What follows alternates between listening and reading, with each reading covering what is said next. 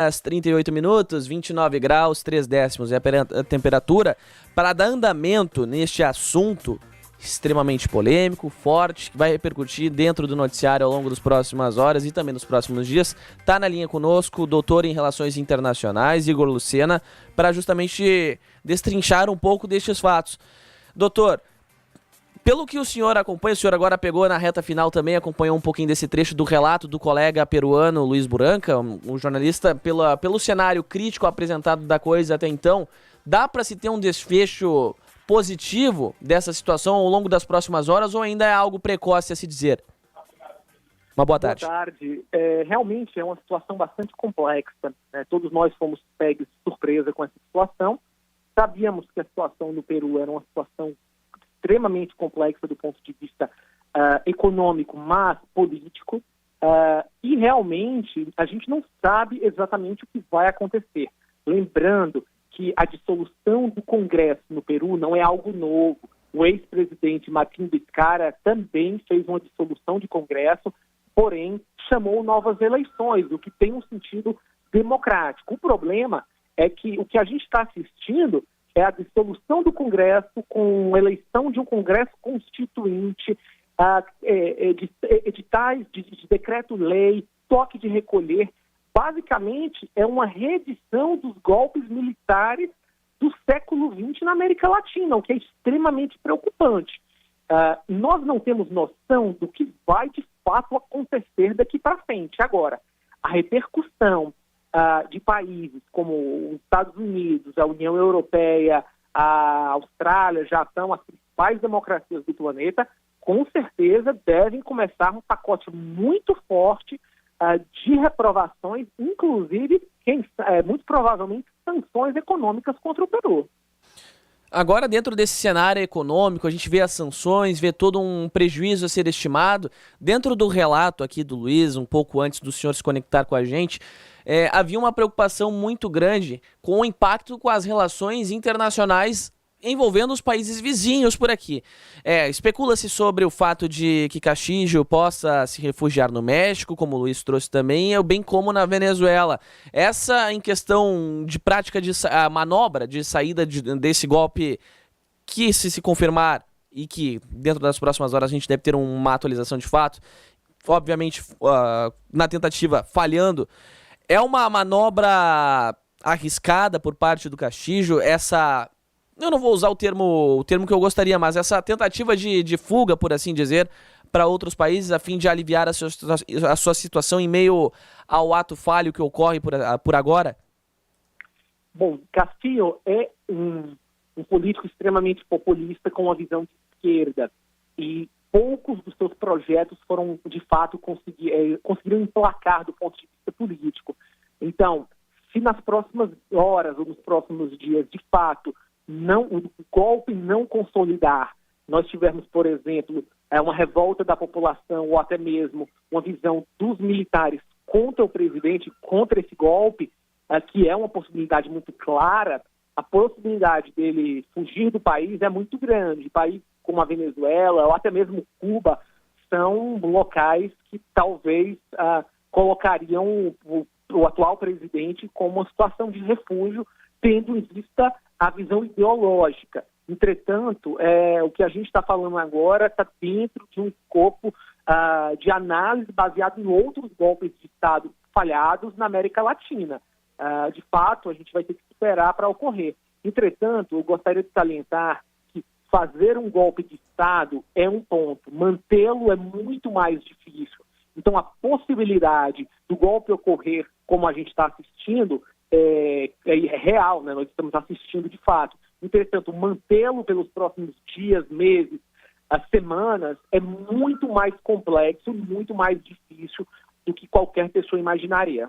Agora, doutor Igor Lucena, um ponto que me chama a atenção é que o fato que a esquerda, de um modo geral, ela acaba perdendo muita força, obviamente, com esses fatores, mas que ao longo dos últimos meses a esquerda peruana já havia perdido mais força e dentro desses projetos apresentados, essas ações, melhor dizendo, tomadas pelo presidente, que agora, por assim dizer, com a tentativa de golpe falhando, deixa de ser o presidente, acabam não indo adiante. Só que dentro desse ponto lá no Congresso, a gente via que que havia sobre a mesa, pelo menos, as moções de vacância para tirar Castillo do cargo, que esbarravam justamente por ele por não ter 2/3 dos votos necessários para a vacância acabar prosperando.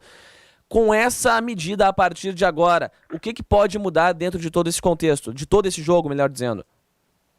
O que a gente acontece de fato, é uma situação complexa, porque a partir do momento que ele dissolve o Congresso, e isso está dentro da Constituição, todos esses processos e moções contra ele, de fato, desaparecem.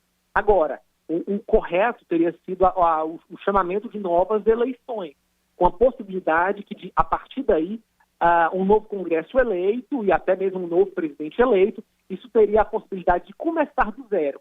Entretanto, o desgaste político, não só na esquerda, mas em toda a opinião pública, tornaria quase impossível. E a previsão era que teria sido eleito um novo Congresso com as mesmas visões anti-Castillo, por um motivo muito simples. As acusações de corrupção são muito claras, são muito abertas. Temos delatores, temos pessoas que, de fato, falaram contra o presidente, gravações. Então, tudo isso é muito complicado para a sua manutenção, seja agora ou no futuro. Outro ponto que me chama a atenção também, doutor Igor Lucena, diz respeito às Forças Armadas e à própria Polícia Nacional do Peru, que acabaram reforçando o entendimento de que o presidente só poderia dissolver o Congresso após 2 negativas de voto de confiança ao seu gabinete, né? Essa dupla negativa que, de acordo com a própria interpretação do Supremo do país, acabou não ocorrendo. Com isso, quais são os caminhos que podem ser abertos a partir de agora?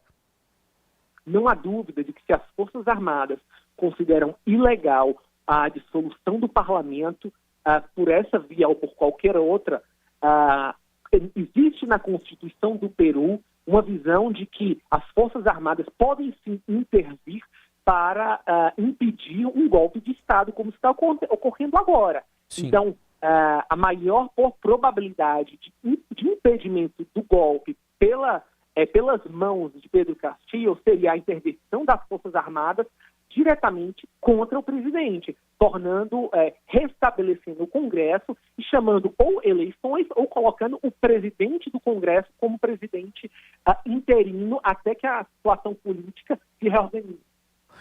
Outra questão que me chama a atenção é que dentro de alguns instantes a gente deve ter uma manifestação por parte da Procuradoria-Geral do Estado, que deve, inclusive, advertir, né, com claridade o presidente da República Peruana, Pedro Castillo, sobre a violação, né, em flagrante da Constituição Política do Peru.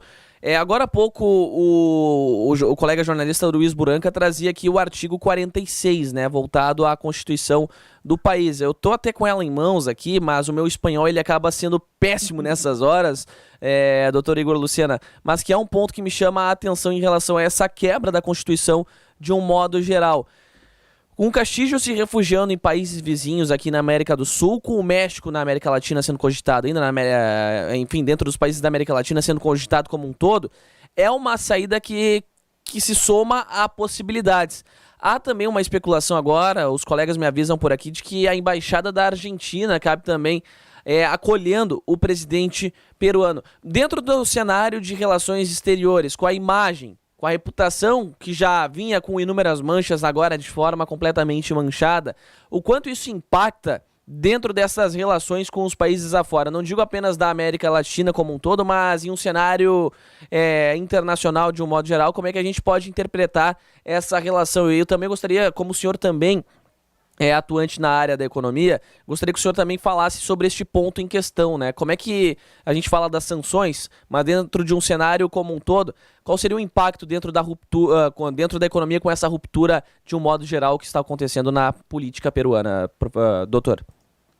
Por um lado, se o presidente Castillo fracassar no seu golpe de Estado e for refugiado numa embaixada, seja no México, na Argentina, na Venezuela ou em Cuba, a visão prática é que esses países terão uma relação muito negativa com o próximo governo do Peru. Pedro Castillo é acusado de diversos crimes, não só políticos, mas crimes comuns, ou seja, a sua fuga e possivelmente adoção em algum outro país da América Latina criaria um clima de animosidade muito negativa principalmente com o novo governo do Peru. Isso é um lado. Então, o país que estiver disposto a recebê-lo também sofrerá as consequências de fato, ajudar um fugitivo de um golpe de Estado, que agora está extremamente caracterizado.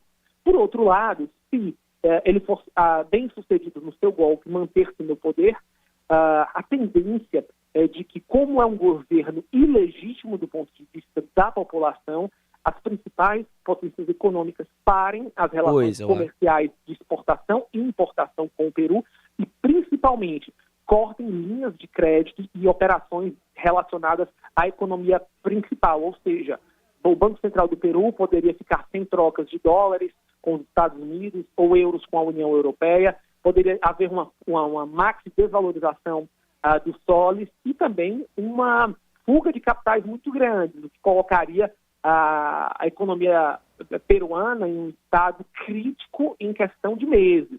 Então, independente do que aconteça agora, a situação é muito negativa para o presidente Castillo. Converso aqui na Rádio Bandeirantes com o doutor em Relações Internacionais, Igor Lucena. Agora, doutor, um outro ponto que me chama a atenção, o senhor trouxe ali, eu não posso deixar de lhe questionar. A gente está vendo o golpe em andamento de fato, mas pelo contexto, de modo geral, Castillo aparentemente não tem forças para sustentar esse golpe. O senhor também acredita que seja por esse caminho ou que há uma possibilidade de Castillo continuar com a manutenção deste golpe que está em andamento até então? O senhor acredita que seja viável essa situação? No caso, que ele tenha força para manter, melhor dizendo? É muito difícil apostarmos no que está acontecendo. Do ponto de vista de política popular, de população na rua, o presidente Castillo não tem capacidade política de manter um golpe de Estado, entre aspas, pela mão do povo. As pessoas dificilmente irão às ruas em uma quantidade suficientemente grande para mantê-lo no poder. A outra opção seria a manutenção de um golpe pela capacidade militar, com exércitos nas ruas, tanques, navios e todo um aparato bélico. Entretanto, o que você me passa, essa informação de que os próprios militares são contra essa atitude do presidente, mostra que do golpe clássico, ele não teria nenhuma dos dois pilares de sustentação. Então, tornaria muito complexo a manutenção do seu golpe. Entretanto, golpe de Estado é uma coisa que a gente sabe como começa e dificilmente a gente sabe como termina. Por isso, temos que esperar pelo menos as próximas horas. Professor, para a gente finalizar por aqui, em cenário, agora saindo do Peru, fugindo para o que diz respeito ao Brasil, a gente sabe que pelo que está em andamento, estremece a relação, mas há algum impacto especial voltado à relação comercial com o Peru, com essa situação em andamento? Por enquanto, não. Não há nenhuma manifestação do atual governo do presidente Bolsonaro e nós ainda não tivemos nenhuma manifestação do presidente Lula sobre essa possibilidade. Nós temos que entender exatamente o que vai acontecer, lembrando que o Peru não é membro do Mercosul, que também facilita os entendimentos. Se fosse membro, seria muito mais complexo do ponto de vista comercial. O Peru não tem uma grande relação econômica com o Brasil do que outros países como a Argentina e o Chile. Então, até então, não há grandes mudanças. Entretanto, como nós estamos passando por um momento de transição, acredito que os dois governos, tanto o incumbente quanto o próximo governo eleito, vão esperar os acontecimentos e principalmente as visões internacionais dos outros atores até tomar de fato uma manifestação sobre qualquer atitude. E no momento que ocorre no Congresso do Peru a aprovação da destituição de Pedro Castillo do cargo de presidente. Queria só um comentário seu para a gente finalizar com esse ponto agora que acaba de chegar aqui a informação. O colega Luiz Buranca me informa que estava no ar com a gente agora há pouco. Queria só sua manifestação final em relação a este ponto, doutor Igor. Essa situação, se o Congresso vota agora a retirada de Pedro Castillo da presidência, significa que nós estamos vendo a maior das crises institucionais dos dois poderes. De um lado, o Executivo decreta o fim do Congresso e chama novas eleições constituintes, por outro, o Congresso retira o presidente do poder. Em tese, quando você tem grandes problemas entre dois poderes, o judiciário entra para dirimir essa situação. A gente ainda não viu notificações expressas do judiciário. E acredito que, estando nessa situação, um uso militar para convocação de paz ou retirada de qualquer agente político vai terminar estando a cabo do judiciário, tendo em vista que está sendo o agente, até então, longe desses dois conflitos.